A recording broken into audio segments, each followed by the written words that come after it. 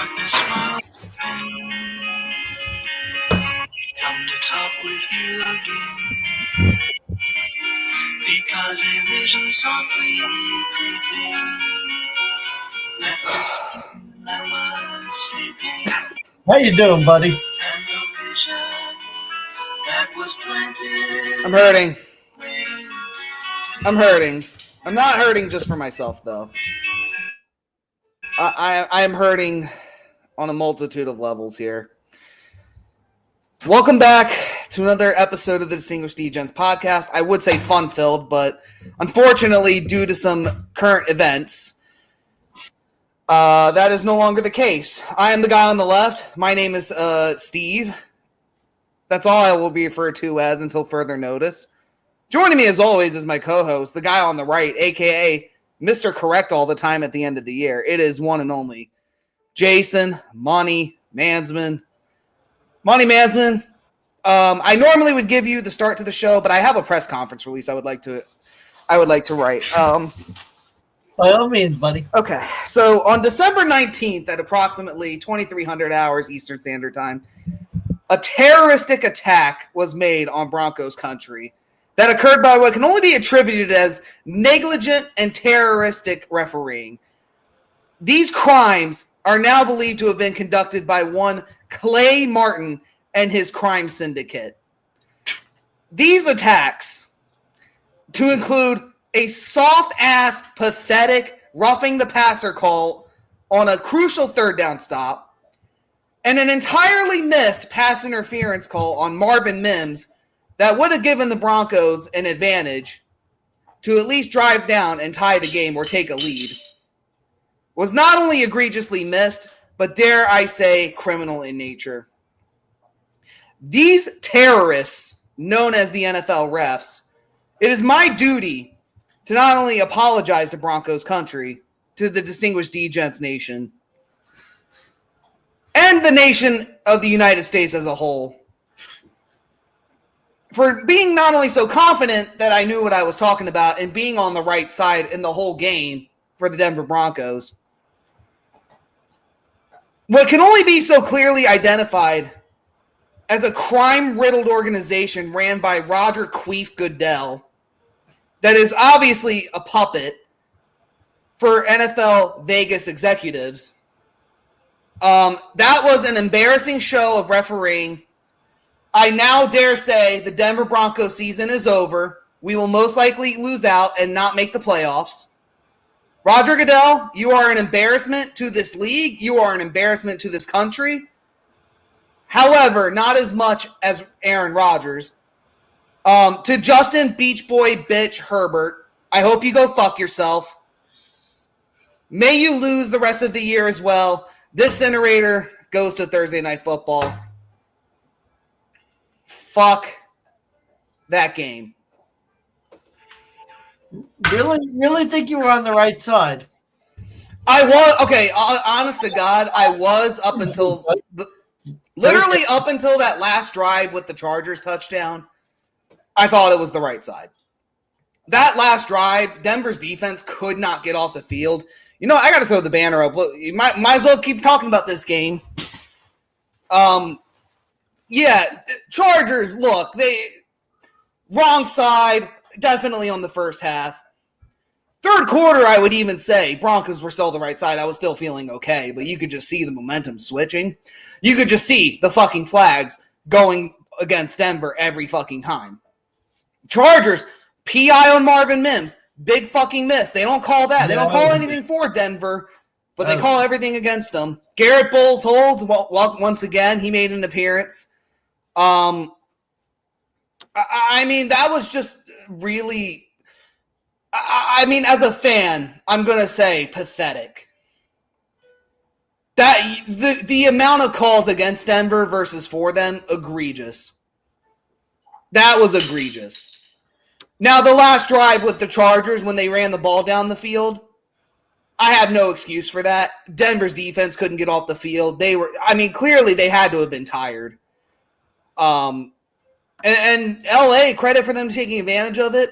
Fair catch interference, no excuse. Everybody should know better. Don't do fair catch interference. gave them a fucking field goal. That also switched the momentum of the game going into the half. This was a must-win for Denver. I don't see them winning another game the rest of the year. Not because I don't think Denver could be the better team, but clearly when you have to fight against a team and fight against the refs, the NFL syndicate clearly does not want them in the playoffs. They're probably already pissed that they have a winning record, and we'll just leave it at that. My dog of the week 17, the Denver Broncos against the Bengals. Come on, bro. Remember the Chargers were a desperate team. They were a desperate team.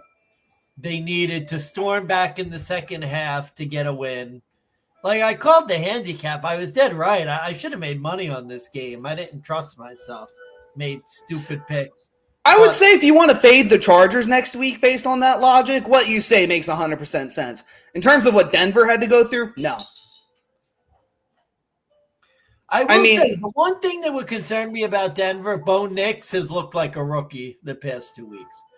I don't know if it's a confidence issue or if the defense has finally like smartened up, and I don't know if they're just running a too high shell to prevent the deep ball pass, and he's just going to check down after he's literally become check down Charlie the past few weeks. Yeah, it's almost like he threw those interceptions in the Colts game, and now he played scared. I don't know. He played scared. Well, I would say Nick Bosa, Khalil Mack coming at you, I'd be afraid too, personally. I can't fault the guy. But it was a lot of blitz counter plays, but except for most of the time, the Chargers really weren't blitzing. They were just running a 4 or 5 man rush. It really wasn't anything that spectacular. And Denver's D came up small. Denver's D. But I'm not going to look too far into the game. A desperate Chargers team stormed back in the second half with some favorable ref calls and did what they needed to do. Denver still has an 85% chance to make the playoffs. I'm telling you right now, they won't. I'm telling you now, they're going to. The NFL will find a way to make the Broncos lose out. They're going to give the spot to Cincy because that's the fucking media darling in December, and we're going to not make it. Our season's dead. I don't think Cincy could beat you guys. I mean, I don't know if they can. They might be able to. It's fucking Joe Burr. Like, that's the narrative. Joe Burr. Fucking overrated. I don't disagree with you. I'm just saying, like, this is what Roger Goodell and the Vegas syndicates want. They don't want to see Denver in the fucking playoffs. Where were the syndicates in the first half when Denver scored 21? Well, they let the first half go. I mean, you have to let the first half naturally play out. It wasn't until the second half when they were like, "Oh yeah, refs, we need you to throw more penalties against Denver. You're letting them win too much." Yeah, I think I also blame the syndicates for Denver's defense not stopping Gus Edwards. The ghost of Gus Edwards returned. Yeah, but I mean that was late in the fourth. Denver's offense couldn't drive the ball. It was just. Okay, buddy. Okay. Sure. Just let me be. Can you let me be dramatic for a little bit? I wanted some anger. I wanted some legitimate anger from you at your team, and all I hear is cry. Oh no! Look, the fair catch interference, pathetic. Like, how the fuck do you like? And don't get me wrong. You watch the replay. There's a slight push. Just fucking run out of the way. Like, fucking make it look like you actually got pushed if that's the case. No, but that was like clear and obvious fair catch. The fucking 1 minute it took for Denver to realize what the fuck was going on. By the way, bullshit narrative from Dicker the kicker. Bullshit. Oh, yeah, we practice that every week. We're prepared. Motherfucker, that has not happened since 1976. And that took 3 minutes to start the play clock at 25 seconds. You are not prepared. Harbaugh on the side. Bullshit. Isn't that what Sean Payton said, too, that they prepare for that? Yeah, they both said that. That is the biggest crock of shit I've ever fucking heard from either side, from either team. That was bad. My apology. I remember when I got shit on about how the Broncos were going to win easy. And I told everybody. I apologized in my press conference speech to everybody, including DeGents Nation, Money Mansmann. I apologize to you. I would say for 3/4 of NFL football, I thought Denver was the right side. When the fourth quarter rolled around, I knew it was going south. It's so I texted you because I should have live bet the Chargers after that free kick field goal. I told you to. I texted you and I was like, you need to live bet the Chargers now. I couldn't do it. The problem was I was getting tired. I was like watching the game and like multitasking. So discretion was the better part of valor, and it was like, maybe I. No, I mean, I'm pissed off too. Like that second half offensive performance. Again, our offensive coordinator, Joe Lombardi, pathetic second half performance. Once again. For 2 weeks in a row now, our offense has been fucking muted. It's like we had that Monday night game, and now our offense can't do shit. I mean, Bo Nix looked good. They opened up fine. Second half, not a goddamn thing. Once again, our defense, more likely than not, will have to save us week in and week out. I mean, we are not the 2000 Baltimore Ravens. This is not the 2015 no-fly zone. Clearly, if Gus goddamn Edwards is running it down our throat, our defense must not be that good. Vance Joseph, pathetic. Can't stop a third down. Yeah, I mean, I'm pissed. Look, is that what you want? You want me to be pissed? I'm pissed. Denver should have won. They didn't. Refs screwed us. We screwed ourselves. It's okay. Nix didn't turn the ball over. That's cool. You'll be fine, though. You'll be fine. I'm not worried about Denver making the playoffs. I think this was a tough spot on the road. You basically clinched last week. You're 85%.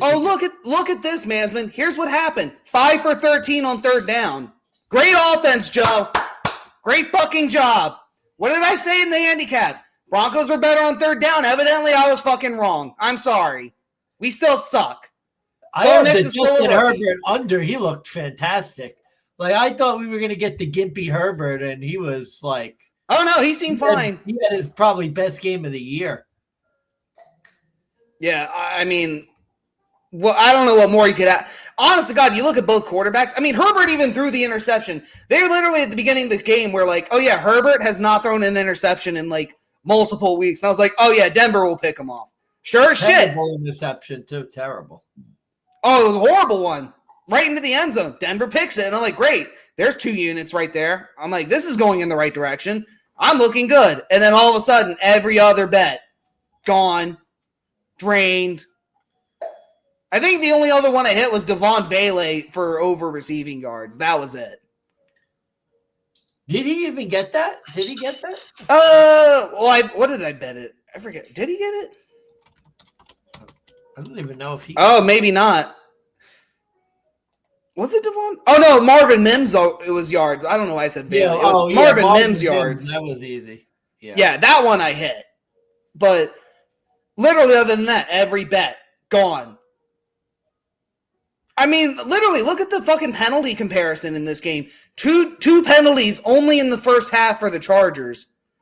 7 penalties against Denver. 6 of them in the second half. I mean, you can't tell me that, like, that's a fucking weird coincidence. Like, all of a sudden, second half, everything goes against Denver. I don't know. Some of the calls were bad too. Like some of them were legit, some of them were not. Like, and they fucking missed a PI. Like I just the missed PI on Mims was bad. Well, and at the end of the day, I say NFL refs are terrorists. They're inconsistent. They're not paid full time. They need to be. They're not taken seriously by Roger Goodell in the NFL, and there's a reason why. Because they're cheap. All I will say is thank fuck the House fucking passed the continuing resolution so everybody still gets paid. So I don't have to worry about my bills for Christmas. Senate hasn't approved it yet. I'm sure they will. I was going to say, you should think happy thoughts. The country's not collapsing. Not yet. Christmas time. Got a party tomorrow. Leaving the house at like 11 o'clock. Like, life is good. Yeah, I know. Life is lifing. I probably won't be there too long though. I don't think I will be either. To be honest with you, we got. Although we say that, and we'll be there till fucking. Well, we got Caitlin's family had some issues. Well, I'll talk to you offline about it. But no, I mean, bro, we got 15 more games. We have a lot of football to get through. We're at the 15-minute mark already. Opening remarks. Yeah. Like I said, fuck the refs, fuck Adele for that Thursday night game. I'm royally pissed. You can't. I may be able to be convinced later, but not now. What we do in cases where we're rushing, we waive opening remarks. That's what we're gonna do tonight. There we go. All right, so there goes the ticker. We have 15 games for Thursday. We have 2 Saturday games. We still have Sunday night, Monday night. Let's kick it off. We're going to start with Houston and Kansas City. Kansas City, this was, I think one podcast calls it a Plinko game, but I call it a ping pong game where the spread has bounced back and forth. So this opened at Kansas City +3. Now it's Houston +3.5, basically with the news of Patrick Mahomes starting. Houston is +152 as a road underdog. Kansas City -180. The over-under is now set at 41.5. Houston's getting 55% of the tickets. Kansas City, though, 52% of the money. So it looks like it's pretty split. I believe you went first on the Thursday night, so I'm going to go ahead and take the start here so we can get this ball rolling. Okay. All right, look. If you bet the Kansas City Chiefs at +3, and now you're getting the bet on the flip, you have every right to pick Houston +3.5. And you are like a genius better. And when I say genius better, all I'm saying is that they're good at market dynamics. Well, what do I mean by market dynamics? Well, basically, you opened up at +3. You bet Kansas City to either win or lose by 3. Now you have another chance to bet Houston +3.5, where Houston could either win or lose by 3. So ideally, if this game ends by 3 or less, either way, great middle, you win both tickets. Either way, you're going to be a winner. And I think if you are a sharp who on their podcast are basically like, yeah, bet Houston +3.5 now because that's so sharp. Because Kansas City opened as a dog. Now you're getting market dynamics. So what do you do? Well, do you want to bet on Kansas City as a 4-point favorite? That logic makes sense. If you bet Kansas City +3 early on. If you didn't, though, here's what my research has shown. Houston has not covered 4 of their last 5 against the AFC. 4 of their last 5 have also gone to the under, ironically enough. And the Texans are 0-3 straight up as road underdogs this year. The Queefs, just by the hair of their chinny chin chin, they've won 9 straight at home. They did fail to cover 4 of those 5. But the Chiefs have won 5 straight against the AFC South. I think both teams had the look ahead with the Christmas holiday coming around. So I have a weird feeling if any game is going to be like a quote unquote rest game where nobody really tries. I could just see this being a letdown spot for the Texans here. And I could see the Chiefs fucking rolling, getting a big win against the AFC South because they always seem to beat the Texans bad every time they play them. I think this game, too, I don't know if it's just this win or if other things have to happen, but I think there's a possibility that if the Chiefs win this, they could clinch home field advantage either through the number 1 or the number 2 seed. And then they could rest up for week 17, potentially week 18, too. So I'm kind of ignoring the Sharps, but really it's on the basis of, like, if you haven't bet this game already. So I'm going Kansas City -3.5. I'm betting them to win. Mansmann, I am intrigued to see what side of this you are on. Yeah, this is going to be my fade of the week. Oh, wow. I'm going to fade the Kansas City Chiefs. Really? You're on the opposite side. I'm just thinking of, like, how do I see this game ending? I actually think Houston is going to win the game outright. This feels like the perfect spot for the Chiefs not to win. They're 2 games ahead. Patrick Mahomes is beat up. Houston is pretty good rushing the passer. I think they're top 5 in sacks generated on defense. This just seems like a game where what is the incentive for Kansas City to get Patrick Mahomes killed? I think Patrick Mahomes will play because he's a competitor, but I'm just wondering, like, in this game, if, maybe he does like Josh Allen after he hurt his hand. He takes a little bit off the gas. And I don't know. I mean, I'm thinking about this game. Hollywood Brown, or is it Hollywood Brown? Yeah, he's expected to make his return. Like, I'm just seeing this game like 20, 22-19. Even if the Chiefs win, like 23-20, 24. See, I have it at like 24-20. I have it at like 23-17, 24-20. Yeah, I mean, I think it's possible the Chiefs win by 4-6. I don't know, like with the points, I just see so many more of the outcomes. 23-20 Texans, 20-17 Texans, 21-17 Texans.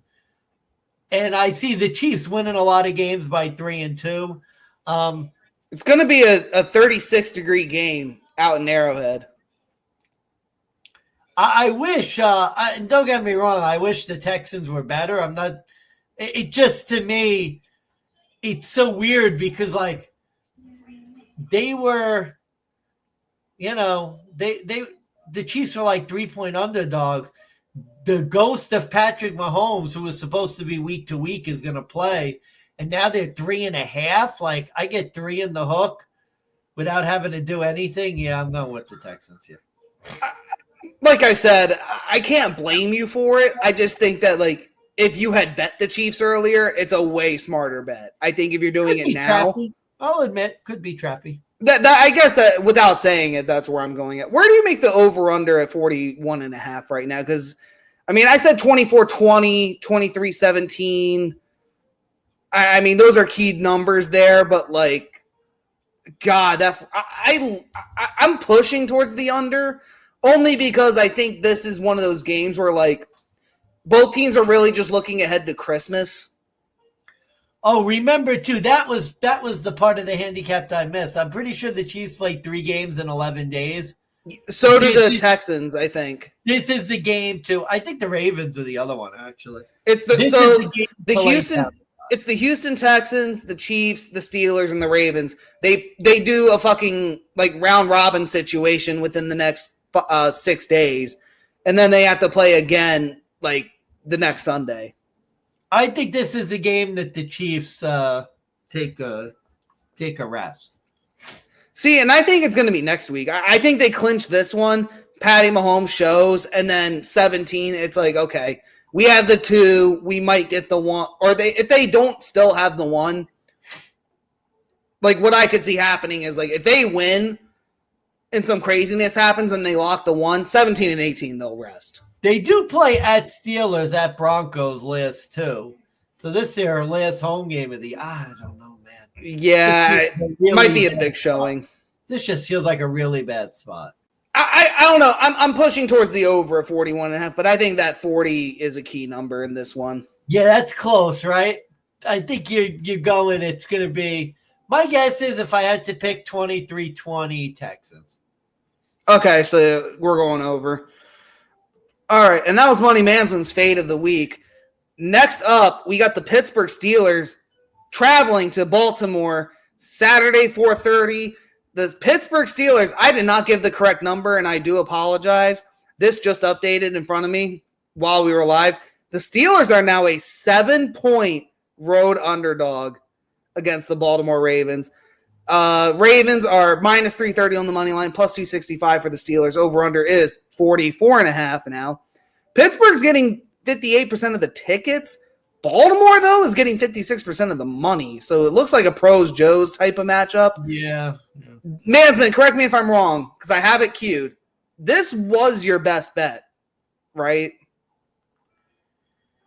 You know what? Yeah, we're gonna do it. We're gonna do it this way. Let's just call it a best bet. You probably have more of the numbers. I have certain numbers. I don't know if I have all of them. The numbers. I think Mike Tomlin against what's his name? Lamar Jackson, 6-0. 6-0 straight up, 6-0 ATS. These Steelers, I mean, how many of these games have been 6 points or fewer? I'm sure you know all the numbers. look, I think Pittsburgh really. I think the last time they wouldn't have covered this number was that year with with the like third string quarterback they were playing. The last it was the COVID year, or it was before the COVID year. It was Lamar's MVP season. Yeah, I mean, I just think the last 6 games in this series, they've all been close. Pittsburgh's actually won the last 4. The last one, Baltimore won. It was by 2 points as an underdog. The under in this series is another one. The under in this game, 44.5. These teams combined to score 34 the last time these teams played. I just think these are dead under games. Steelers under is the way to go. And this is a rare dog best bet. And now I'm getting 7 Steelers plus 7. Yeah, on FanDuel right now. Yeah, give me the Steelers plus 7. I don't think I need that much. I think even if the Ravens win, this is like a 16-13, 19-14 type game. I think I'll be 20-14. Like, I could see that. It's just hard to see this game ending above 7. Like, are the Steelers going to lay down and die playing Kansas City next week? They have a chance to clinch the division this week. I don't know. I don't see this. Yeah, how about this is my fade of the week, and we are fading the Ravens in this spot. It's a system play. What more can you – I mean, I'll give you the numbers, but I'll add on to what you mentioned earlier. So the Steelers have actually won 8 of the last 9 since 2020 going up against the Ravens. Lamar Jackson, according to my numbers that I have, let's see here. This is sorry, I hit the wrong button. Okay, so 4 stat trends you need to know in this game. Mike Tomlin, 6-0 ATS, as a 3-point dog or more versus Baltimore. Lamar Jackson is 0-5 ATS, 1-4 straight up against Mike Tomlin. Oh, okay. So even when he did win that one game, he did not cover. The Ravens have lost 8 of their last 9, like I said, against Pittsburgh. 8 straight to the under in this series. This is I don't have a parlay of the week, but I did this the last time, and it was the easiest money I ever made this year. Steelers plus the points, under on the total. Yeah. I got it at 2.5 to 1.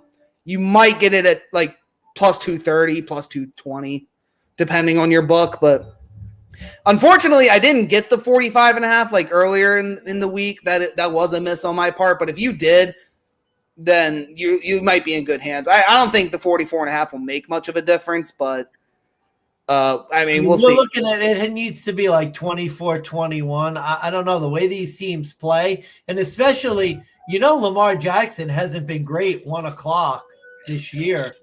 He's been. It's 4:30. Why are we? Oh, that's right. These are the Saturday games. These are tomorrow. Mm-hmm. Yep. These are tomorrow. Even so, though, 4:30. I don't know. I feel like he's been a primetime quarterback. We'll see. Lamar in primetime or Lamar against the NFC for the most part, you could bet him. In this spot, though, I mean, I'm taking the 7 with Pittsburgh. Especially, too, I think narrative-wise, you could say, what's the one thing that's been going wrong with Pittsburgh? Russell Wilson has not been playing great. I mean, we're seeing the Russell Wilson effect in Pittsburgh. But look, Mike Tomlin, is he a road dog? Yes. Is he playing the Ravens? Yes. Is TJ Watt playing? My answer right now is I think so. I heard on another show that he might be moved to the other side of his normal spot due to his ankle injury. George Pickens is not playing in this game, so I think the limited weapons for Russ is another factor. But, I mean, if there's one coach who knows how to play against Lamar, it's Mike Tomlin. Yeah. You just trust him. Too many points, yeah. Yeah.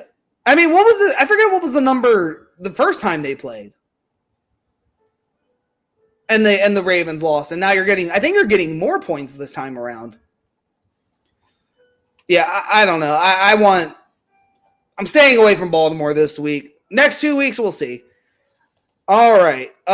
This number has also adjusted, so I need to make that update real quick if you don't mind. Here we go. And click that, type that. Boom. All right. Next up, it is the Cleveland Browns traveling to the Cincinnati Bengals. They are now 8.5-point road underdogs, plus 360 on the money line. Bengals are minus 460. Over under is 46.5. Bengals public team here, despite the fact they're only 6-8 straight up, 8-6 ATS. The Brownies 4-10 ATS, 3-11 straight up. Bengals 89% of the money, 76% of the tickets on FanDuel. Excuse me.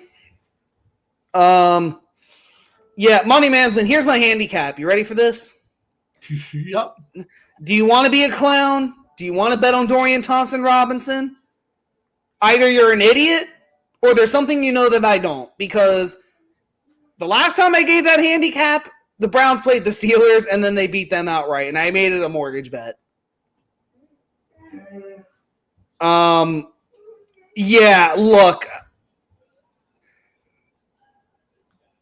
I think for Cincy, now that Denver has lost, there's more of a reason to win this game. Even if they do come out ugly like last week, I think they find a way to win and cover with Joe Burrow. Even though he does have a terrible record against Cleveland, I can't get behind backing Dorian Thompson-Robinson here. Maybe with Jameis at 8.5, I could talk myself into it, but not with DTR. So I'm going Bengals here. It's the public side. I didn't even mention this. AFC divisional road underdogs. Currently this year, 11-7-1 ATS. They are now updated number. Or sorry, let me update the number. It's 11-8-1 ATS, 5-15 straight up. Oh, jeez. Okay. With the loss from Denver. Thank you, fucking refs. I'll give you a number. Cincinnati, 7 straight covers against teams with losing records. They also covered both of these games last year. Cincinnati, I think, is going to be super motivated. If I have to guess, I think this is a 10 to 14-point win for Cincy. I see it like a 38-24, 34-20, even. I don't even think – I see this like 38-10. The problem is Cincinnati's defense is so bad, but you could be right. Like, I think this is the type of game where if you really want to be clever, bet Cincinnati on the spread, Cleveland on the money line, and you'll probably guarantee a win. Because I think the only way – I don't see Cincy winning a close game. I see Cincy, if they're going to, like, play bad, they're going to lose. But I don't even think you play around that much. This is Cincy all the way. This is easy. Cincy, especially after Denver loses, they have everything to play for to keep their season alive. This is going to be a romp. Yeah. I'm going to introduce the next game, and I got to go off camera real quick. Arizona, I'm interested to get your thoughts, so please take your time on this. Arizona, minus 4.5, traveling as a road favorite against the Carolina Panthers, who are now catching 4.5. They're plus 180 home underdogs once again. The over-under is 47.5. Arizona's another public team, 76% of the money, 73% of the tickets. So I will be back. Don't mind me. I should be quick. Yeah, this is the type of game the Cardinals win if you haven't been paying attention. They beat up on bad teams. And Carolina, I said it against Dallas, they looked good playing against really good teams that had no desire to play very well. I know Arizona hasn't been great on the road this year, but this to me looks like an Arizona win by, I could see 24-16, 24-13, 27-16, something in that range there. I think this one's Arizona all the way. I don't really like Carolina's defense to be able to stop the run. I think Kyler's going to be able to do what he needs to do to get the win here. And, like I said, I mean, Carolina, they look good against really good teams that sort of had nothing to play for. I don't think Carolina's winning this game. It would surprise me if they won, because I think Carolina, this is the type of game Arizona wins. You saw it against New England. They play these bad teams and they win. I'm looking at Arizona here. All right. Thank you, Mansmann. Thank you, Noah, for chiming in. Thanks for checking us out. I'll give you my handicap here. I don't know. This one was one of the harder ones I had to go through, but this is kind of what I break it down with. I kind of teased it in our last episode when we recapped Week 15. This comes down to one thing for me. Can the opposing side stop the run? Arizona, their defense, they've had good showings. I think this is one of those spots they do show. For Carolina, they are a bottom 3 NFL rush defense. They've given up the most rushing yards allowed to opposing teams. It's 173 yards per game on average, league worst. And Arizona's offense now literally hedges on, can James Conner run the ball? Can he have a good game? And for me, it's like the number is like a weird, trappy line because I like Arizona to win this, but this is like the kind of situation where, you know, you look at the Panthers previously and it was like, well, they were covering as underdogs. They didn't win anything, though. They were still losing. And prior history would say you should take Carolina here. They've won 6 of their last 7, all of that prior to Bryce Young. And now you're getting the Cardinals, like, as a road favorite. They've only been that, like, 5 times with, like, in the past 3 years, I think, or 2 years. So it's not a spot that, like, they're typically known for. For me, like, I'm picking Arizona to win. At the 4.5, I probably could be talked into it. But this is like with Arizona, you look at them on the road. They either win very, very close games by 1 to 2 points, or they lose outright. Green Bay is a game that comes to mind where they got dominated, but then they had a game against San Fran. They won by 1. You know, I think they had another road win against the Dolphins. They won by 1. Because look at the teams they've played on the road.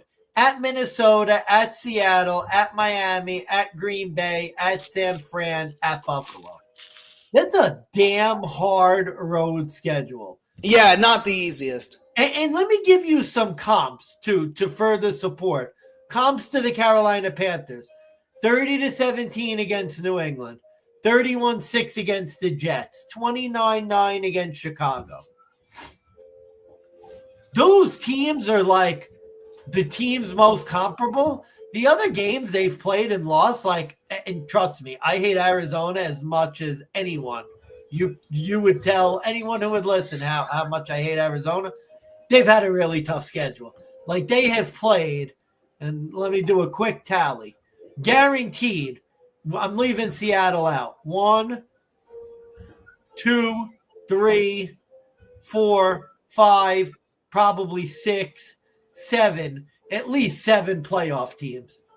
Yeah. They've had a tough schedule. They've had a really tough schedule. Yeah, this is a massive step down in competition for me. I think Bryce Young regressing, not the look you wanted. Because I think if Bryce lost to Dallas again last week, but it was another close game where they covered. Well, they were favorites, so I don't think they would have covered. But if it was a close game, I think Carolina plus 4.5 would be a lock, but I mean, they looked embarrassing against that Cowboys defense. Now it's Arizona, who, like I mentioned, very up and down on the defense. Sometimes they show, sometimes they give up 30. You really never know, but this is a spot where, you know, I have under 47.5 in this game. Me too, yeah. Like, this is a dead under game if you ask me, because Kyler Murray literally in a press conference, oh, it's supposed to be 35 degrees? Shit. Not a good sign. But again, I think James Conner is going to have to do something. And I think the same can be said for, like, Chuba Hubbard. Like this could be a running back game all fucking day. I don't know if you heard. I see this 26-17, 24-13. If anything, if Arizona scores a lot, I still see it 31-13, 30. Yeah, I don't see this overhitting. I just think it'll take too much time. And that's putting a lot of faith in Kyler Murray or Bryce Young to pop off. I just don't see it happening. Yeah, two big quarterbacks in cold weather. Yep. Right there with you. Oh, God, I'm a little behind. Bear with me. All right, next up, it's a battle for the NFC East. We got the Philadelphia Eagles on the road, laying 3.5, traveling to Landover, Maryland, a.k.a. our hometown, to face off against the Commies, a.k.a. the Commanders, a.k.a. the Redskins, a.k.a. the football team. Plus 3.5, plus 168, home underdog. The over-under is 45.5. Eagles, public money, once again, 76% of the money, 70% of the tickets. Do believe it's my turn. Yes. It is. Yeah. Philadelphia has owned the Washington franchise Commies football team since Jalen Hurts has come and joined the Eagles. He is now 6-2 straight up against the Washington football franchise. Now, the Eagles are only 2-3-2 ATS in those games. And they failed to cover 5 of the last 6. But if you look at the numbers in those matchups, Philadelphia would have covered this 3.5 number in 5 of those 6 wins. Now, Mansmann, it sounds like I'm repeating myself.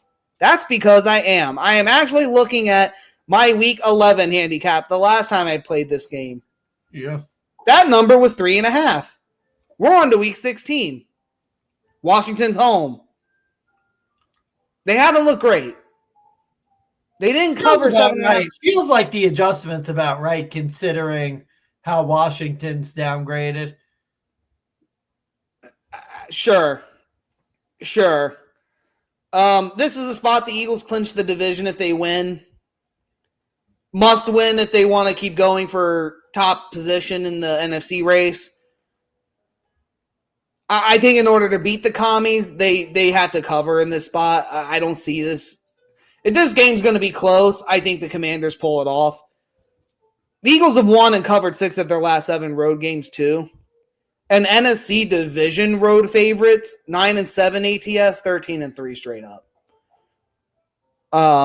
So I think that like the only other sharp angle I heard was that this could be the letdown spot where Philadelphia does lay down. They've looked questionable for the past few weeks, but they just keep winning.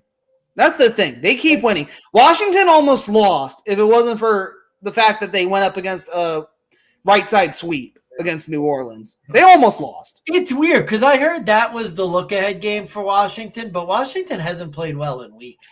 I mean, they haven't played well since Chicago. Like, if we're really being honest, they have not been that good. To be fair, they did kill Tennessee. But other than that... Oh, my God, they killed Tennessee. I'm so impressed. Since that 1-point loss to Pittsburgh, they blew the fourth quarter against the Eagles. See, that's another reason why I think the Eagles not a letdown, because the Eagles had to come storming back to beat the Commanders. And I don't, I don't see Philly laying down and doing the same thing again. I think this is a severely diminished Washington team from what we saw earlier in the year. This, to me, has Eagles 7 to 10 point win written all over it. Give me the Eagles as well. And actually, this is going to be, I can't have a best bet. I already made it. This is going to be my favorite of the week. Ooh, okay. I just think Washington's they're not the same team. And I think the number, this is probably 5 points on a neutral. I think the Eagles are 5 points better than Washington. I'd give it 5.5. The Eagles' defense is really good. And Jaden Daniels has started to regress. I think the Eagles clearly. He looks like, no offense, he looks like a rookie. The more and more, honestly, like I forget who I heard this from, but there was a podcaster who kind of outlined it. And what's happening is that like these rookies are only used to like 15-week college football seasons, 2 weeks of them as a bye, essentially. Yep. Now you're going into an 18-week season, 1 bye, plus the game disparity with like Thursdays and Mondays.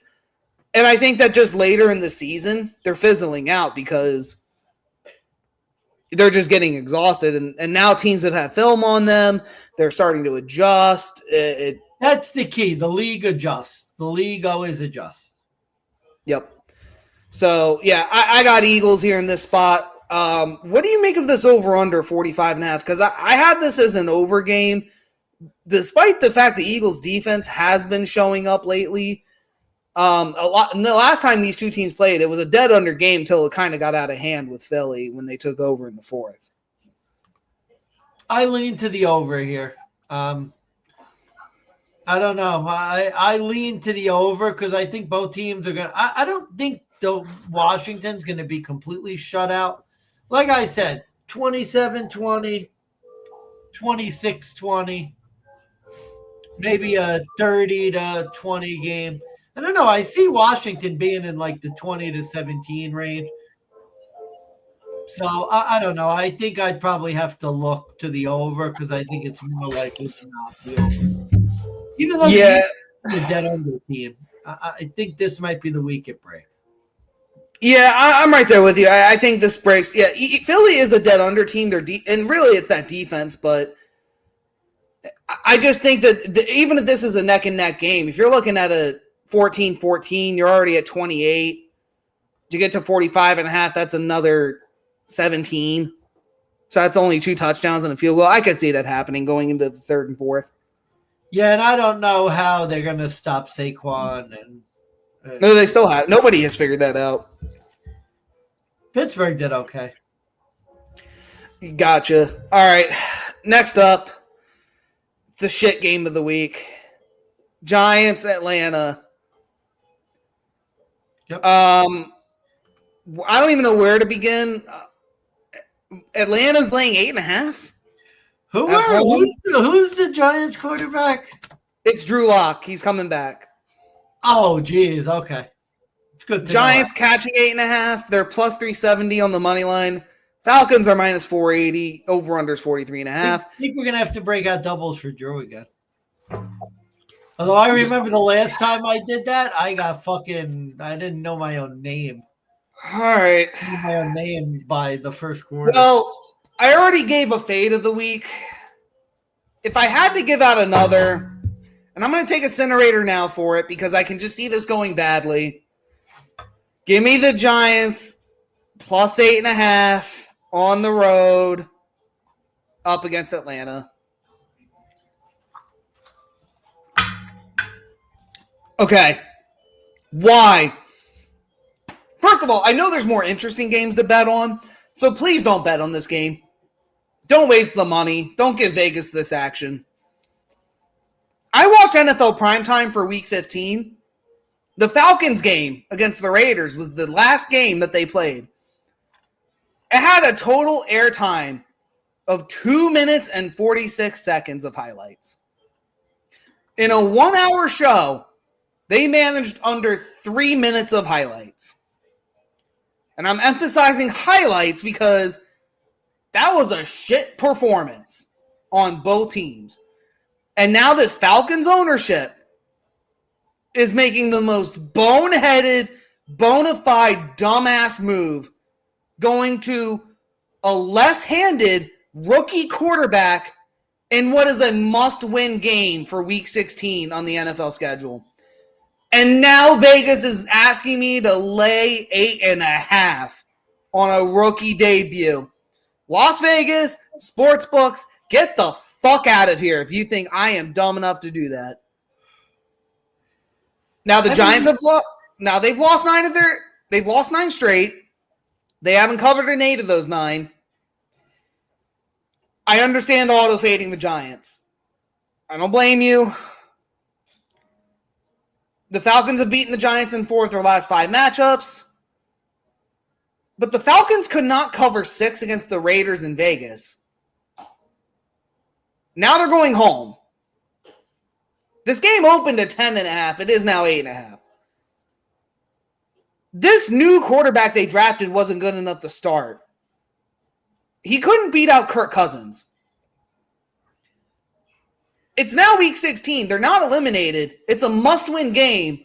They're benching the $180 million quarterback. Well, to be fair, he had 11 completions against the Raiders. I don't care. You paid the – this is the Russell Wilson effect, okay? This is what happened. Like, You know when Sean Payton benched Russ? After they lost to the Patriots. In a game that was a must-win against one of the more pathetic teams in the NFL, they lost. That's when you bench him. They're doing this one game too early. This would have been a perfect bounce-back spot for Kirko. I mean, I thought it would have been last week too, but you're getting the Giants. I'm like, they could still win this. Now you're going to a rookie. I don't know, man. 16 weeks, you don't make this move. Now you make this move. You literally win a game, but you bench your quarterback. Like, bad performance and all, you still won. I don't like the move. I think it's weird. I don't trust Penix. I just, something is off about this. Drew Lock is back. I'll play doubles for Drew on this. Give me the Giants plus 8.5. I mean, I'm just trying to think of, can I get to a score that I legitimately think is going to cover this number? 17-13. No, I'm talking about, on Atlanta's side. To me, I think 9-0. But Drew Lock's this Atlanta defense isn't fantastic. 7-20. 7-17. 17-7, maybe? Yeah. I could see this being more than 10. Maybe this a teaser leg if you want to. I think a teaser leg, there's no way. Yeah. Giants are on the road too, by the way. So, literally, again, Giants are not home. Yeah, that's when you want to bet them on the road. Yeah, I'm not going to fool around with this. I think the Giants somehow, some way find a way. I also think this is an under game. I think I don't even think you need to tease the Giants up, and I know that's not a sharp move, but that just seems like you're fading a rookie quarterback 14.5. Yeah, I don't see any way I can't. Like you said, 20-7, you still cover. Yeah. 23-7. I mean, Drew Lock would have to throw 3 picks, maybe one for a touchdown. I don't know. I heard a very sharp handicap of this game. They said this feels like the game where they ease Penix in, they get through the game and win, and then next week they hope that he is acclimated. This just seems like a really easy spot. Yeah. So all those numbers we gave, this is my under of the week. Under 41.5. Feels like a Barney Bester too, right? Where all the Barneys are gonna, it's the Giants, they suck. Well, I mean, the question is, how do you see Atlanta scoring? Because clearly they don't know how to utilize their weapons still. Even with Raheem. Raheem Morris is the second biggest fraud on the Atlanta Falcons, right behind Kirk Cousins. I mean, to think about it, weren't the Giants with Drew Lock, weren't they 7.5-point underdogs at Dallas on Thanksgiving? I could pull it up real quick. I don't even think they were even that. 3.5. So you know what I mean? Is Atlanta 5 points better than Dallas? No. Not on your life are they. No, not right now. So this number is just completely, not to mention with a rookie quarterback, this number is way off. No. Way off. Barney play, and all the Barneys are going to get squished. This is going to be the moneymaker for Vegas when the Giants could very well win outright and kill all the teaser legs. Because I could see people teasing Atlanta down to 2.5. Oh, 100%. They're going to tease them. They're going to tease Kansas City. They're going to tease – and Baltimore is the big one I've heard. They're going to tease Baltimore down to win. Yeah. And I could just see that, between Pittsburgh and the Giants, honestly, those are 2 legs in a round robin already. I'm not going to lie. I have a feeling we're going to have a really good week this week, and that there's going to be a lot of Dumbo bettors that get killed. Because I think the Steelers, the Giants. That's a disgusting parlay, and I'm all about it. I'm about it. We'll talk. Both those teams unders. Oh, God, that could be 4 legs right there. This could be bad. Yeah, 41. I mean, it's hard to really see. I can't get there. Even 24-17 doesn't get there, and I don't think Atlanta scored more than 24. So yeah.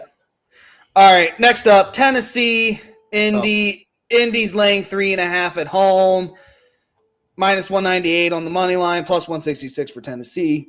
Over-under is 42.5. Indy, 65% of the money. 69% of the money, 65% of the tickets.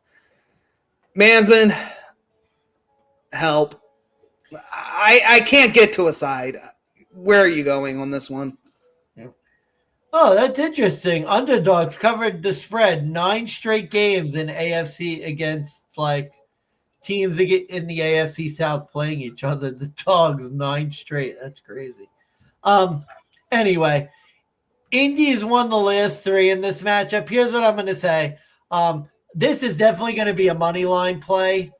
I don't know. See, the score, I'm all over the place because I could see the score being anything in this game. Like if Indy wins, I could see him winning by 2 or I could see him winning by 20. Here's my prediction. And which means they'll win by 6. This is my old reliable team coming off the Dream Crusher. They always show a little pride the next week. I think last week was the Dream Crusher for Indy. They're dead. This is their pride game to show up. It was an embarrassing performance. That receiver that threw the fumble 6 was talking about playoffs and laughing about the playoffs. This feels like the Dream Crusher game where Indy gets back off the map before they die completely. So yeah. I think Indy finds a way to win. And you beat up a division rival late in the season, show some pride. I think I could be wrong. This might be their last home game too. And those division road dogs, they haven't been great this year. Really, road dogs in general have not been that good. AFC division road dogs. I gave the number already, but I'll remind you. 5-15 straight up, and 11-8-1 ATS. So, I mean, you could make the argument 11-9. Isn't it funny, by the way, just real quick? Isn't it funny how in the beginning of the year there was all that chaos with the underdog? And now it's the dogs have been silenced. Well, I think that the one thing I will say is that there's one podcast I listen to, and they basically have week in and week out said, this season it might be different, but long term, fade the public and take the division home team. Or fade the dog. I forget I think you need to be careful. See, the difference is now with the public, it's more. Well, gambling's more open than it used to be. I think that's going to change because I think sometimes with the Sharps, the problem was fade the public. But it's not just Barney who's, oh my God, Kansas City, they're good. Sometimes they've had legitimate reasons for making plays. And sometimes the Sharps answer is like this game. Fade the public, Tennessee. Okay, why? Here's what it is. Anthony Richardson sucks. He's no good. Tennessee's a 3.5. You're getting the hook. Fade the public. But that to me makes me want to bet Indy because that to me sounds like a Barney bet. What's your reasoning? Well, Anthony Richardson. Oh wait, you want to bet on the worst ATS team for the sake of fading the public? You're going to take a team that has only covered twice all year. This is a sharp darling play. And sharp darlings means the Sharps can't hop off. They pick a bad team and they just ride it out all season thinking they're going to win money. And when they keep losing on this bet, they're like, well, they try to justify it and they can't. This is another play where I think if you want to take Tennessee plus 3.5, congrats, you're going to lose more money. Mason Rudolph starting, I don't fucking care. Yeah, unfortunately, the Mason Rudolph, I thought he would be an improvement. We've seen a couple games he's not. Yeah, Mason Rudolph, Rudolph Diesel, Rudolph the Red-Nosed Reindeer. He might actually be worse than Levis, which is really fucking sad. Yeah, I'm not betting the Titans. Shane Steichen 3-0 against the Titans as the Colts head coach. Here's the other thing, too. This is a very sneaky handicap I'm about to give, but I hope it makes sense. The Colts were actually a really good home team to bet on early in the season. They were 3-1 straight up in ATS. The next 2 games afterwards to make it a tie, they played Buffalo and Detroit. The literal top 2 juggernaut offenses. I think this is the kind of game where like they try to get cute against Denver. It didn't work. Stick to fundamental football. Stick to the basics. Don't have Anthony Richardson doing things he can't do. They could beat this Titans team. Yeah, very easily. And again, this is a line where I'm going to say, prove me wrong. Hey, Tennessee, I don't care the spot is favorable to you. You're 2-12 ATS. You can't cover hobo piss if you fell in it drunk off your ass. Prove me wrong. Cover this number. We'll talk about you week 17. But till then, you're not bettable. Tennessee cannot be played. You cannot waste money more. At this point, week 16, I have personally wasted enough money on Tennessee. I cannot do it. Yeah, I don't know why. I mean, you've been on Tennessee a lot this year. I was on them a couple weeks ago with the Bengals, and it was bad. Moving on, Detroit, Chicago. Detroit is a 6.5-point road underdog for the NFC. Minus 310 on the money line. Chicago, plus 250, plus 6.5. Over-under is 47.5 points. And Detroit is the most public team on FanDuel. 92% of the money on the spread. They're getting 88% of the tickets. Oh boy, Money Mansmann. Why the fuck would anyone take Chicago here? The Bears are 2-14 straight up against divisional opponents in their last 16 games. I was a donkey last week. I took them plus 7 against Minnesota. We're now getting 6.5 against Detroit. I think even with the injuries, they're still slightly better than Minnesota. Yeah, I mean, they're really good after a loss. They've won 10 straight after a loss. And they're covered 10 straight following the loss. And Chicago has a crybaby quitter in Caleb Williams, who literally flops like a 2-year-old on the literally Commissioner. So we've had a guest named Commissioner Kirkland on the show, and he has a child, and I'm just gonna say I've seen that child flop like a 2-year-old would, like flop during a temper tantrum. And Caleb Williams does like the most perfect impression of a 2-year-old flopping in a temper tantrum, getting a loss. I'm not betting money on that anymore. It's auto fade the rest of the year for the Bears. Which is funny because I heard a sharp say, well, you know, if you were on Chicago last week and lost, this week might be the rollback. Nope. Strangely enough, Chicago's actually covered 3 straight against Detroit. Okay, but the last game was a Thanksgiving game. I can't back it with Chicago. Looks like they've completely thrown in the towel, and at this point in the year, Uncle Mo matters, and they don't got any Uncle Mo. They got no motivation. They got quit in them. Detroit coming off a loss. I don't know. This looks like a 30-17, 30-20 type game. Even if Detroit gives up some points, I don't see Chicago's defense stopping them because Chicago's defense hasn't really stopped anyone recently. Some of the sharps are still talking about, oh, well, Chicago's defense isn't that bad. Really? Let's see. The last 2 weeks, up 68 points in 2 games. So, and before that, they gave up another 30 burger to Minnesota. So, yeah. No, thanks. I want nothing to do with Chicago at this point. I'm done. Interestingly enough, the second string quarterback for the Detroit Lions, and I don't know, like I'm trying not to trip because like I want to make sure that Craig Reynolds, unless there's a different Reynolds that I'm thinking about.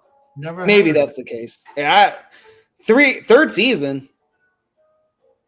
So I guess if Goff gets hurt, screwed. I guess, but yeah, no, David Montgomery out. Oh, by the way, breaking news. David Montgomery may be back in time for the playoffs. Oh, yeah, I saw that. Yep. So that there is a potential there, but yeah, no, at this point, an over under 47.5, dead under game for me at 47.5. I see this as an over game with the defensive injury. Explain why. Okay, explain why. Well, I think Detroit's going to put up their points because they've given up, and Chicago may be able to back into some points. Like I said, 31-20, 30-20, 34-21. I see those as the most likely outcomes. It doesn't mean it, 27-20 could do it. I don't see the Bears scoring. I know the Bears have given up, but are they going to score 13 against this defense, 14? I don't know. Guess we'll find out. But yeah, I guess. I just see. I have this as under because Sonic and Knuckles is no longer a thing. The Lions are very injury riddled on defense. But this to me, again, the first time they played, it was 20. What was it, 20-19? Yeah. It was still under this number. 23-20, yeah. Yeah, 43. So even with another field goal, you're still hitting this under. I just don't think Chicago's going to get to 19. I could see Chicago maybe getting 10. This to me is also a spot where Detroit's defense has millions of questions. Everybody's well, they're so injured. They're on their fourth stringers. Caleb Williams with his temper can't you see this game? This is where they get 3 picks, a fumble Ruski. Detroit's defense shows up, and Dan Campbell's we fucking bite kneecaps. You fucking doubted us, and here we are. I could just see a lot of motivation in this game for Dan Campbell in Detroit. I agree with that. All right. Mr. New York, Mr. Queens. The Jersey Jetropolitans are now catching 3 at home, plus 136 on the money line. Rams -3, minus 162 as a non-conference road favorite. The only non-conference road favorite in these games. Over-under 46.5. Rams are 81% of the bets, 89% of the money. Their quarterback, and when I say their, I mean the Jets quarterback, is busy fighting with Ryan Clark of ESPN and wants to know his vaccination status before he comments on his gameplay. Oh, Jesus Christ. Okay, I'm going to keep this one quick. Good, because I'm going on a tirade about this. It's my turn. 7 straight failed covers for the Jets against the NFC. This is under a field goal. The Jets are coming off a win. We know how bad they are off a win. Let's be honest. The Rams are a better team. This is the type of team that the Rams beat up on. The coaching advantage is leaps and bounds in favor of the Rams. This, I think, is a 10 to 14 point win for the Rams, easy. 26-10, 23-10. 30-17 or something. I just see the Rams winning this easy. This is a no-brainer Rams play. Yeah, all I've heard about this game is Aaron Rodgers 8-0 ATS against the Rams. Aaron Rodgers 13-4 straight up against Matt Stafford. Matt Stafford sucks in the cold. And that's all the sharps and pro bettors keep talking about. Well, Matt Stafford in the elements. This is a prime fade spot. So we have to fade Stafford here. Here's my stats. NFC non-conference road favorites. 5-4 ATS. That's about a little above 50. How about 9-0 straight up? Money. Every time. And I'm getting them. Rams money line minus 162. If I literally did a mortgage bet, I would cover next month. A good portion of next month. Literally just doing a mortgage bet. If I rolled that over, I probably could have paid off my mortgage by now. That's not my point. The Jets, 0-4 ATS versus NFC teams just this year. They're 1-7-1 ATS since 2023 against the NFC. Oh, well, that was just a fluky season. Aaron Rodgers got hurt. It was Zach Wilson. Okay, here we go. Robert Saleh era. 4-14-1 ATS against the NFC. There's just no more excuses for the sharp bettors to continuously pick loser franchise in the New York Jets. And Steve Fezzik, credit to him, he gave this handicap about a different game, but I'm going to bring it up in here. Loves fading a team coming off of a phony win. The Jets win against the Jaguars last week with a minute to go. Jags have no timeouts. Do they take a knee and drain the clock to kick the 3? No, they run the ball with almost 2 minutes to go to get a touchdown to give the Jaguars a chance to tie it. The coach, you mentioned this, the coaching advantage between Sean McVay and this backup interim head coach. He fucked up a 1-minute drill. He didn't know the overtime rules and put his headset on after the Dolphins scored a touchdown in overtime. Oh, yeah, and the Rams have won 4 straight with Matt Stafford as a non-conference road favorite. I don't even like McVay, but come on. I like McVay. But, no, let's bet the Jets one more time. Matty Stafford, let's fade. No, get the fuck out of here. Rams all the way, -3. I kind of want to see a sharp better put some coinage on the look, the Rams are -3, -108 on DK. So maybe we could get that 2.5 for the Rams. That'd be a joke. Not that I'll hammer it. If it gets a 2.5, I'm hammering it. I don't think it's going to matter. I don't think it's a 2.5. I don't think it's a 3-point game. I think the Rams win. If I can get to the 2.5 by Sunday, I'm hammering it. I'm telling you now. Okay. This is a joke. The Jets are the quarterback. Instead of focusing on film, talking about the team, he's fighting with ESPN analysts and telling them that they can't talk shit about him. And saying, if you want to talk shit about me, you have to disclose your vaccination status. Go to Ryan Clark, ESPN. Go to his Twitter page. Gives a 5-minute rampage on Aaron Rodgers. And starts it off with, yeah, I'm vaccinated. I don't have a gallbladder. I have legitimate reasons. What's pathetic was your excuse for why you never got the vaccine. Or why you didn't just come out and say you didn't do it. To be fair, he was immunized. He was immunized. Yeah, he's immunized from winning. He's immunized from being successful. And let's be honest, they beat the Jaguars in a nip and tuck game. Come on. I hate Aaron. Aaron Rodgers is a smug prick. I cannot stand him. Well, I think Fuck this loser. This is where it comes back down to earth, and I think the Jets get pulverized. This is a dead underplay for me because I don't think the Jets are going to score. See, interestingly enough, defense isn't that good. I don't know. I just see this Jets off a win, not what you want to bet on. I don't want to bet on it, but here's my thinking: is if I'm wrong, it's going to be close, and I see this being a 20-23, or sorry, not 23, 27-20, 27-21, maybe with a backdoor cover. But if I'm right, the Rams will get 35 on their own. It'll be like 35-13. So here's what I'll say. The Jets did win one game after a win, week 3 against New England. But listen to the other 2 times when they won. After the New England game, 10-9 lost to Denver. And then after they beat Houston with extended rest, 31-6 drubbing to Arizona. This, to me, feels like another drubbing game. I can't. I have no excuse for that. This is a Rams smash spot for me, even at the 3. Glad I got off the hook. If I can get to 2.5, I'm throwing 2 units on it. I don't care. Yep.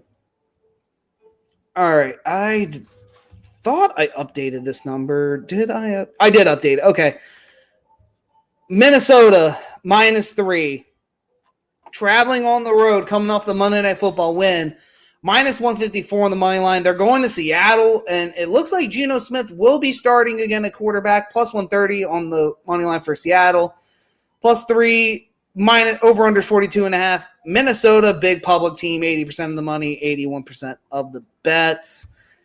All right, Mansmann, I have one question. Why is this only 3? 10 straight losses on the road against the NFC West for the Vikings, maybe? I don't know. Does seem like Minnesota should be the better team. I mean, anything else, or is that it? That's kind of all I got. I mean, this game's weird because it feels very trappy because I could see Minnesota winning a close game. I don't know, too, though. 23-20 kind of seems about right. This feels like it could be a tight game. So generally with the tight games, when in doubt, take the points, but not for me. I can't. With a hobble Gino, I can't back that up. Okay. This is going to be a bold move for me. I normally wouldn't make this kind of a move, but I think desperation calls for desperate measures. This is my best bet, favorite of the week. Vikings sometimes you -3. do this after you get burned, though. The Vikings burned you last week, so. Yeah, but I faded them. That was starting with that. It wasn't like I bet on them just in general, and now I'm making them my best bet, being like, oh, well, they should have covered last week. They'll definitely cover it. Well, no. Here's what I'll say. Like, because you mentioned the trap line, and that's all I've heard. This is a trap. God, it feels trappy. So, yeah, Seahawks have historically performed well against Minnesota. They're 9-2 straight up at home all time. They've won 5 straight. They've actually won 7 of the last 8 against Minnesota. Haven't lost to them since 2006. God, doesn't it seem overdue, though, because most recency bias will tell you all those games, especially like within the last 4 or 5, that was with Russell Wilson. You're getting a Geno Smith with the knee injury and a backup in Sam Howell with the Vikings team who is 5-1 straight up on the road this year. And Seattle's lost 5 of their last 6 at home. They're only 2-6 ATS at home all season. And they haven't covered as a home underdog all year. And if you want to get technical, the Cardinals game, it was a pick 'em. I guess it counts because the Seahawks were -1.5. But even then, that's 1-4 straight up in ATS as home underdogs in their last 5. Like, this is a spot play for me. I just think if you're going to bet a trend to change, if it's not here, I don't know when. I mean, maybe Vikings first half is the move because like I could just see the Vikings exploding like Green Bay did. And that's the other thing too. Seattle and Green Bay opened at 3 on Sunday Night Football. It's the same line with a Minnesota team who I think is better. Definitely on defense, they are better than the Green Bay Packers. And it's the same line. I just don't know if the spot changes necessarily makes sense. So I just think Seattle is like dead man walking. I'm giving Minnesota here. The next few weeks with Minnesota, I'll probably tread carefully, but the best bet 2-unit play here. Yeah, I agree. It's weird because it feels trappy. Maybe this will be a play when I ultimately bet it. It'll be like a Vikings money line because I don't know. I see this game being close for some reason. Short week, Vikings, short week on the road. But yeah, I mean, Sam Howell, especially Sam Howell or Geno. Hobble Geno, Sam Howell, same difference. I can't back Seattle in this spot. Maybe that's an overreaction to the game I just watched, but Vikings feel like the better team. Yeah, I mean, they are the better team, just all around. Like, there's nothing. Is, though, do you think the Vikings are 4.5, 5 points better than the Seahawks? Maybe yeah. Oh, yeah. No. See, I don't know. If Geno was full health, I don't know if they're 5 points better. If Geno was full health at home earlier in the season, I could see 4.5, 5. This late in the season, with the injuries, with what we know, absolutely not. I would honestly, for me, like, I would keep it at 4.5, 5 with Minnesota at this point. The fact I'm getting 3, that's insane. Like, I mean, take away home field advantage, put it on a neutral site. Is Seattle 5 points better than Minnesota? I'd say no. Like right now in this week. Yeah, or you could play the Steve Fezzik rule of 3, meaning if the Vikings were -6, would that be like super crazy? No. What about Vikings pick 'em? I think you'd definitely I'd smash it. Smash. Yeah, Vikings pick 'em at 110. I think you'd smash. So, yeah, line's probably right. Yeah. Great rule, by the way, by the professional Steve Fezzik. All right, next up, Money Mansmann. It's time for your Buffalo Bills. They're laying the second biggest number on the card this week. Is that correct? They're tied for laying the biggest number now. -14.5. They are -1,200 on the money line. New England is +750. The over-under is 46.5. The Bills are getting 79% of the bets, 85% of the money. Mansmann, Bills to win by 2 touchdowns or more, coming off a Rams game, coming off the Detroit Lions spectacular win. Please, sir. Okay, ready? Here's your sharp play. Chiefs lose Saturday, bet the Bills -14.5. Because I feel like the Bills will come out super motivated, and I think the Bills will win anyway. I'm a little concerned that this could be a 10 to 13 point win, especially considering, now mind you, the Bills have a chance to become the first team in NFL history with 9 straight games, 30 points or more. Say that one more time. First team in NFL history, 9 straight games, 30 points or more. No team has ever done that, ever. That is absurd. I mean, no other takes. Just my fear is it's weird because you're not betting against the Bills at home. Certainly not rushing to bet New England. I could just see this being like a 13-point win. 31-30 or 14, 31-17. I mean, you saw the Bills defense. The Bills defense hasn't been that good. But yeah, you got to go back. Let's see. How many weeks in a row now? 1, 2, 3, 4, 5, 6, 7. 7 straight? Is that right? 7 straight? Yeah, 7 straight. Oh, maybe it's 8 straight is the record, right? 1, could be. 2, 3. Yeah, I don't know. What scares me is last year's game in New England, 29-25, week 7. Yeah, but that was in New England. That wasn't in Buffalo. Different Bills team, too, I will admit. I don't know. This number's high. It's Bills or nothing. But I would say if the Chiefs win, there's a chance that the Bills might be a little just content to get through the game. I think if KC loses, I think the Bills go balls to the walls at home. Could you look at Bills first half?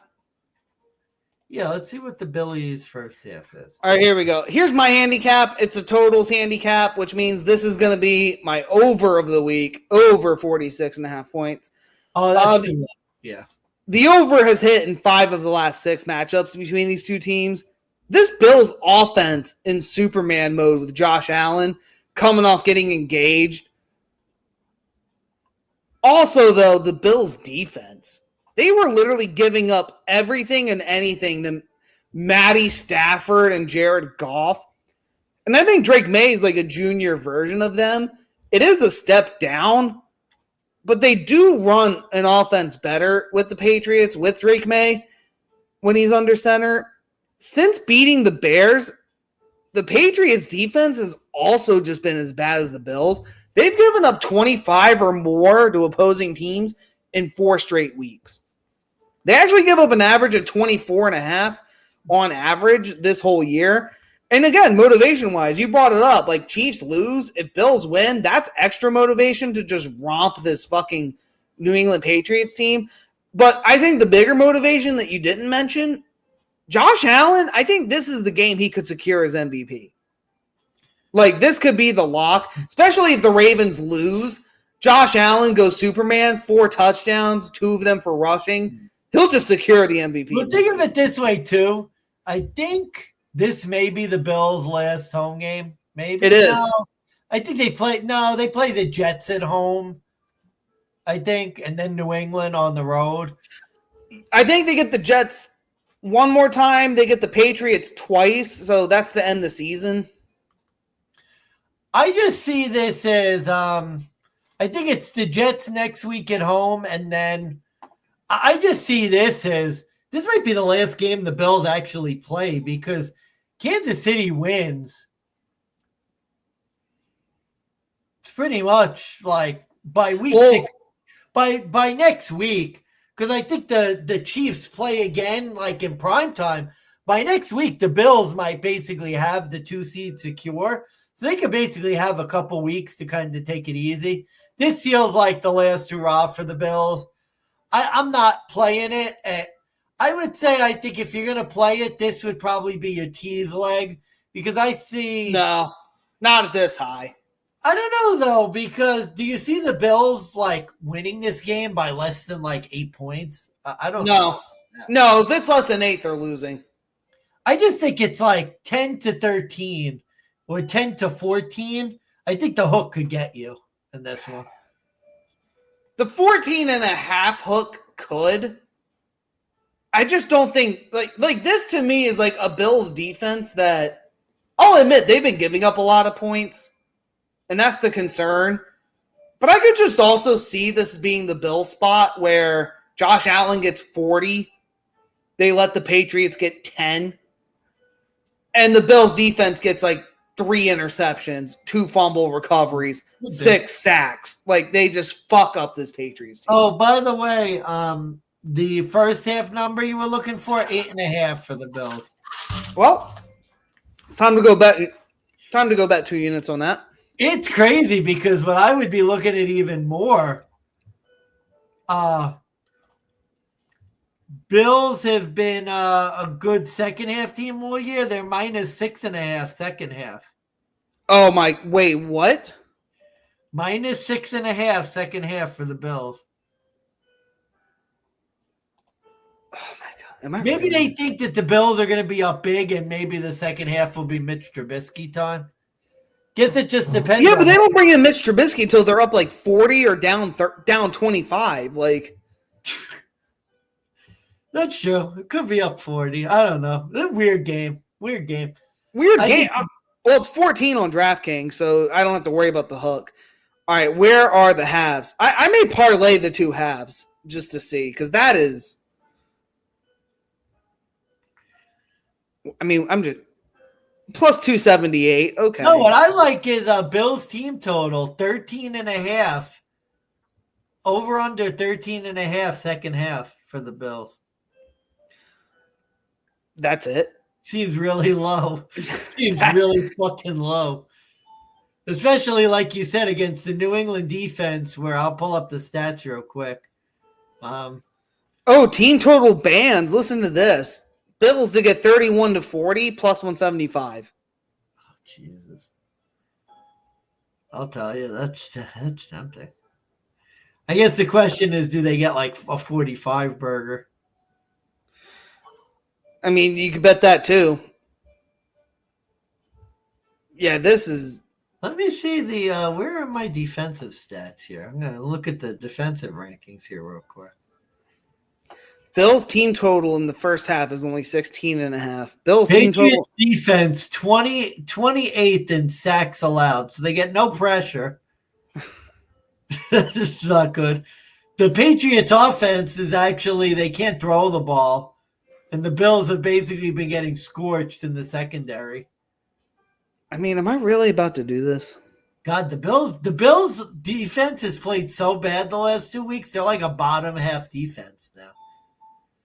That's how bad their defense has gotten. They were literally top half for most of the year. They had 2 bad games. They're back half of the league now. Okay, listen to this bet. Race to get 15 points in the second half. The Bills plus 135. Well, they need to get 15 points in the second half. I don't know. Why wouldn't you just play over under 13.5 at that point?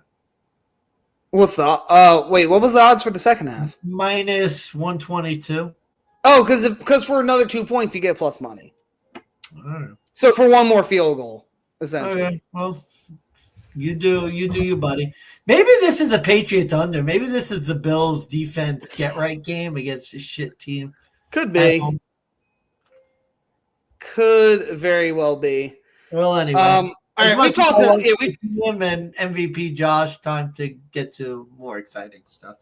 Oh yeah, we have more exciting things to talk about. All right, San Francisco, Miami. It's a pick'em. Oh, never mind. Over unders 44.5. Oh, is it really pick'em now?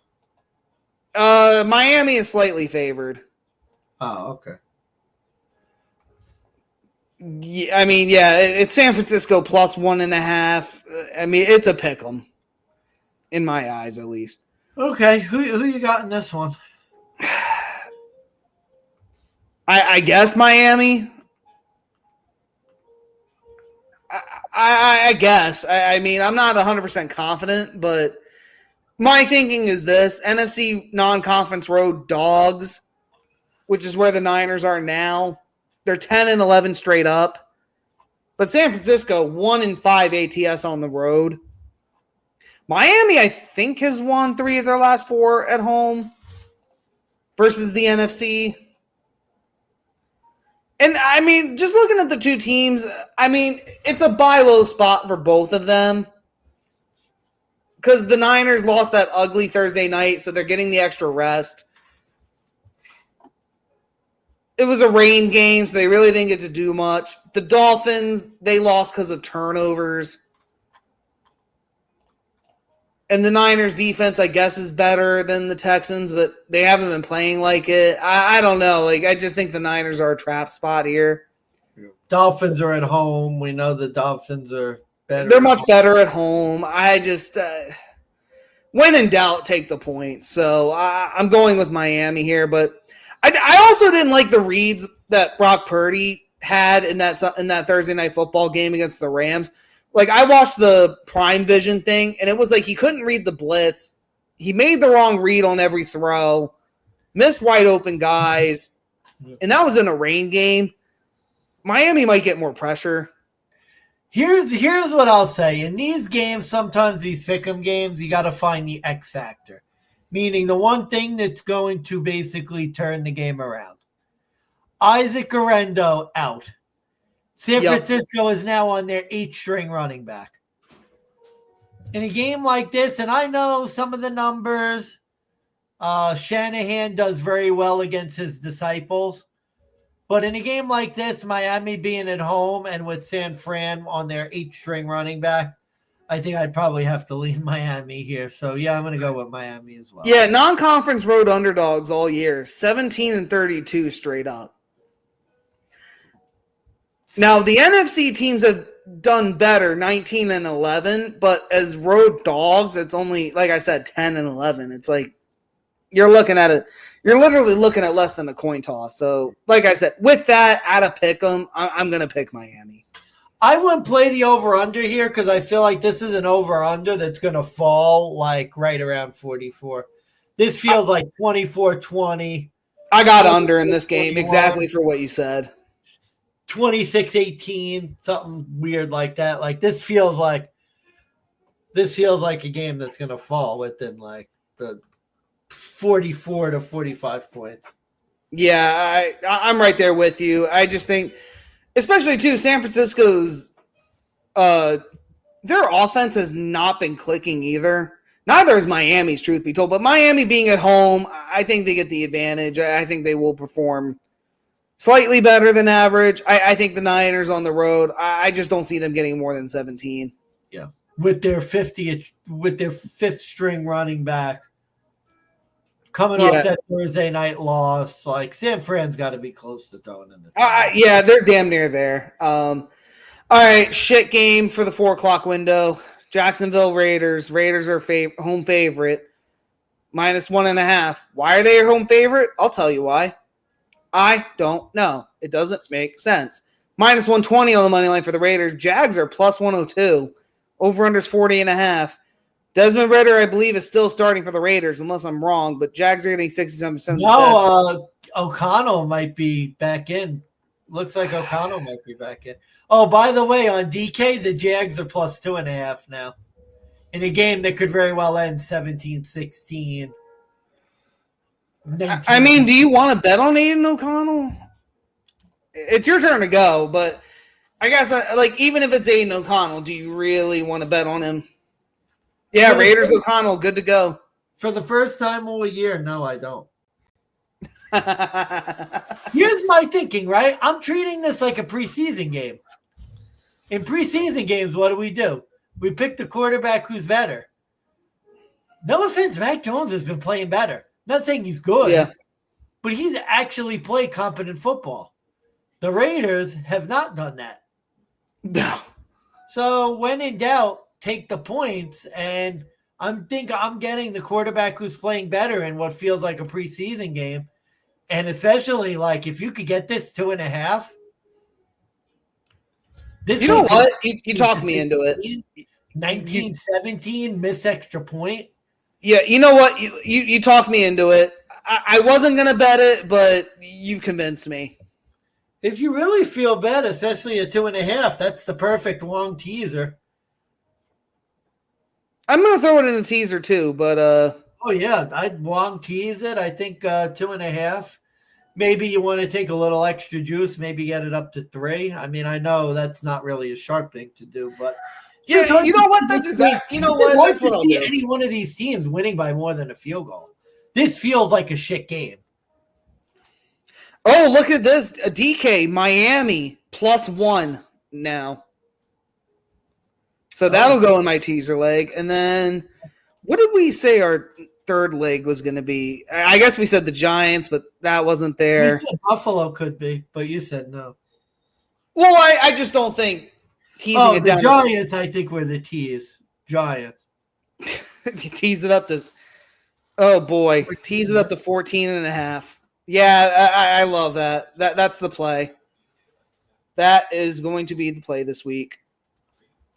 So, yeah, Giants, Dolphins, Jags in a teaser. That's disgusting. I'll give you my quick thoughts, and then I'm going to hit the head after I introduce the game. Look, just look at this head-to-head matchup-wise. Head coach, do you want to take Antonio Pierce, who's never made the playoffs, or do you want to take a Super Bowl winning coach in Doug Peterson? Yeah, I think you'd still have to take Peterson. You still have to take Peterson. Do you want to take Aiden O'Connell or do you want to take Mac Jones? Right now it would be Mac Jones. Yeah, right now, Mac. Who has a run game? Do you want to take the Raiders running back room or do you want to take the Jags running back room? Yeah. I'll take the Jags all time. What about the wide receiving core? Do you want to take a Jacoby Myers? Do you want to take whatever the Jags have left? I'll take the Jags. Thomas, yeah.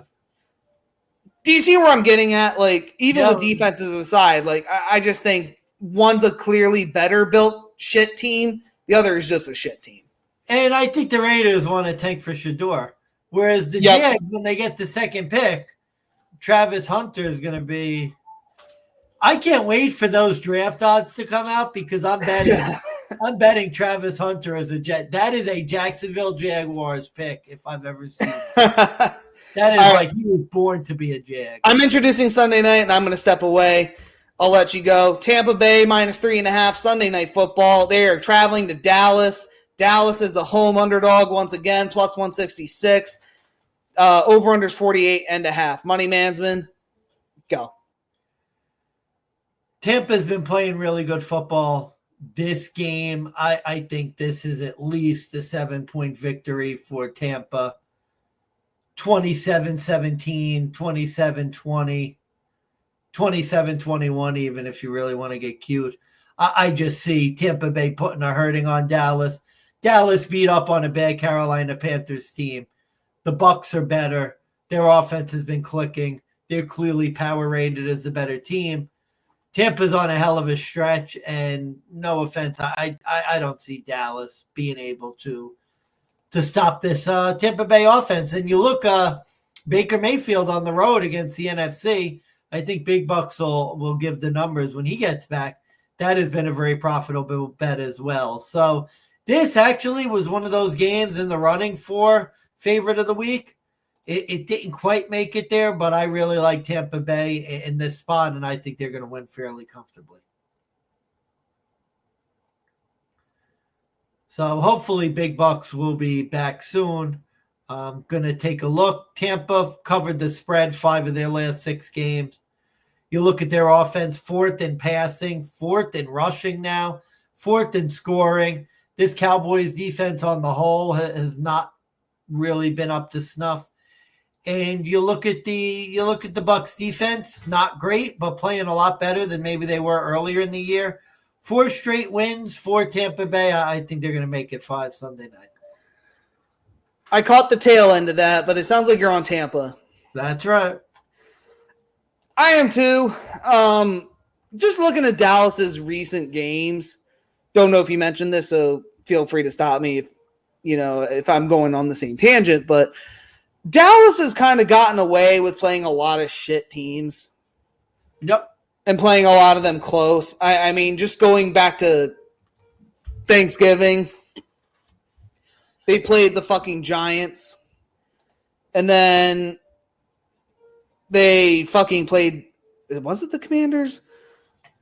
Let's see. The Bengals on Monday night, where it was close, but really because the Bengals defense was shit was the only reason that they stayed close. And then they played Bryce Young and the Carolina Panthers. I think this is a game where, like, you're getting a little cute. I think backing this fucking Dallas team in prime time, especially with Dallas at home, like, this is the prime spot. Like, Jerry World has life again. Dallas is, like, starting to become contenders again. No, just fade the shit out of them. Tampa's on a mission. They're looking to roll a team. They're trying to clinch the division. And especially, like, this again, I think if Atlanta loses earlier in Sunday, hammer Tampa, because I could just see them rolling this Cowboys team. Now, the one concern is Dallas's sack pressure. With Micah Parsons back on the field, it does make a significant difference. Baker has been known to make millions of mistakes when he's been pressured.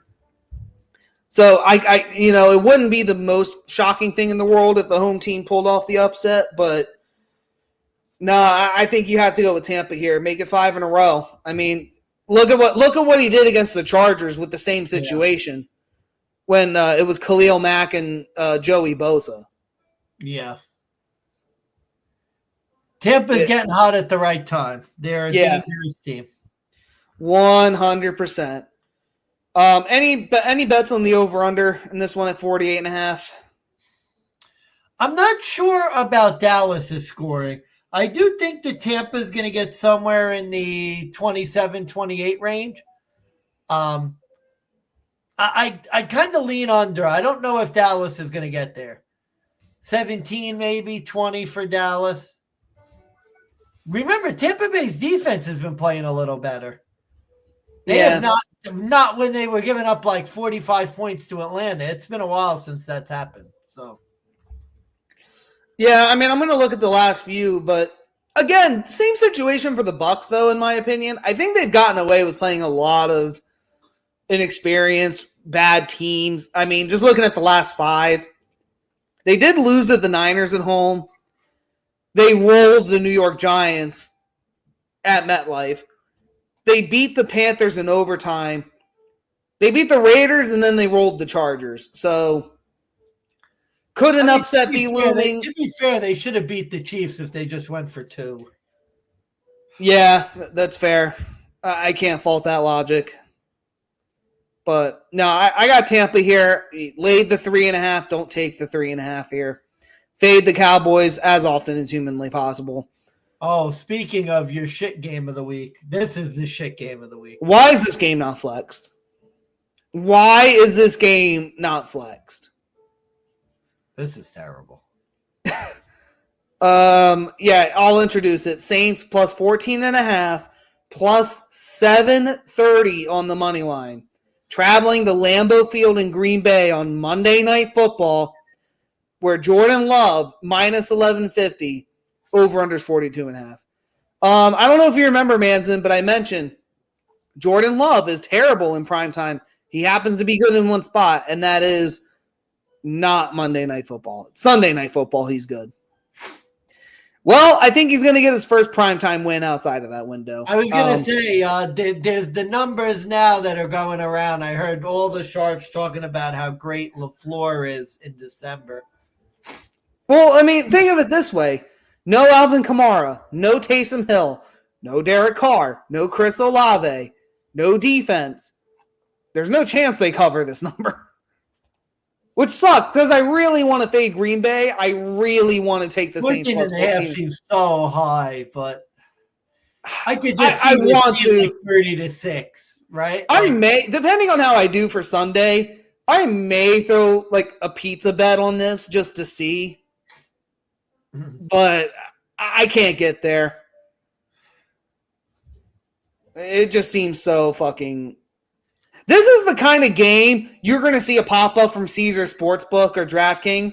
Somebody placed $3 million on the Green Bay Packers to win. Yeah. What's the payout? Only a couple $100,000.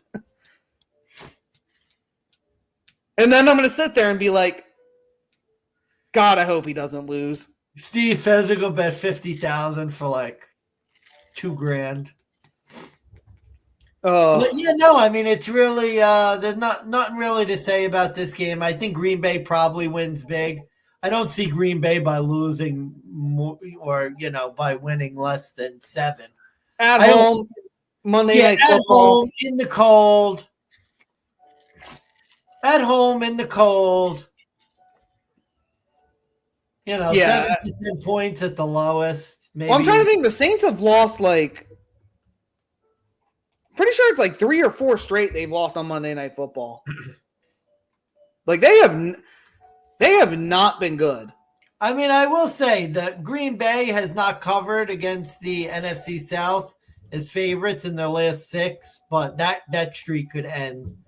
I don't know. This just feels like a really bad spot. Like Green Bay is great in December, and New Orleans is a dome team. Like really. Well, and they're kind of coming off of I would say not a phony win, obviously, but they're coming off of a phony cover against the Commies with that comeback with Spencer Rattler. Yeah, that is true. So, I mean, do we really want to back them with another 7.5, but this time they're on the road? On a Monday night. Oh, yeah, here you go. This is Saints are 2-7-1 ATS on Mondays since 2019. Yeah, no thanks. No thanks. They have one cover since 2020 in 8 games. So 1-7 ATS since 2020 on Monday Night Football. Yeah, no thanks. Pass. Yep. Never mind that pizza money on the Saints. Put that pizza money on the Packers to cover. If you can get it minus 14 on some books, go get it. Yeah, that feels like the one game where it's going to be like 33-6, 28-10, something. 40-9, 37-9. I mean, 28-9 still hits. Yeah, I mean that's the thing. Like. And Josh Jacobs could run for like 130 yards. Yeah, I got nothing else here, but that's it. That's all 16 games. We made it. We did it, yeah. Mansmann, closing remarks. Anything you... I went on a bunch of tirades, so I'm going to leave the floor as yours. I hope we have a better week of football than we did last week. Now, don't get me wrong. Betting was good to me, but the games themselves, not a whole lot of excitement. So... hopefully we get lucky. We get a few more exciting games. And look, the games start tomorrow. We'll literally be at the party. One of our good friends got a party going on. They better have the fucking game on. Oh yeah. I don't know. We'll see. They better. But yeah, no, I mean, so that'll be good. recapping my plays, I'm sure I'll forget them because I always do. My best bet, it's been my best bet for like 4 days now, the Pittsburgh Steelers. My fade of the week, I'm fading the Kansas City Chiefs, so give me the Houston Texans plus 3.5. I think I have Pittsburgh plus 7 for my best bet. And Correct. now, because your favorite of the week, dog, I have my favorite of the week, the Philadelphia Eagles minus 3.5. Wow, I remembered my best bets this week. It only took. Do you have an over-under play? None really stood out to me this week, so no over-under play. All right. Best bet of the week for Big Bucks of Beta, even though that's not my name anymore. Minnesota minus 3. Over of the week, over 46.5 points for the New England Buffalo game. My under of the week, under 41.5 points in the New York Giants Atlanta Falcons game. Is it still that, or did I give it wrong? Wait, it's shot up? It's 43.5 now? Even fucking better. What are my other two? Oh, yeah, my fade of the week. We're fading the Baltimore Ravens, so take the Steelers plus the 7. My dog of the week, unfortunately, already lost this week. It was the Denver Broncos. I got nothing left. I already gave my press conference speech. Refs are terrorists. NFL refs are terrorists. That's all I'm going to say. We're signing off. I am Steve Big Bucks of Beta. Money Mansmann signing off. Everyone have a very happy holiday. Merry Christmas. Yes. Have a happy holidays. Gamble safely. Don't gamble the Christmas presents away. As always, go in and make that motherfucking money. And as Mansmann loves to say, winners eat and winners get washed. Winners get washed. Good night. Have a good night, DeGents.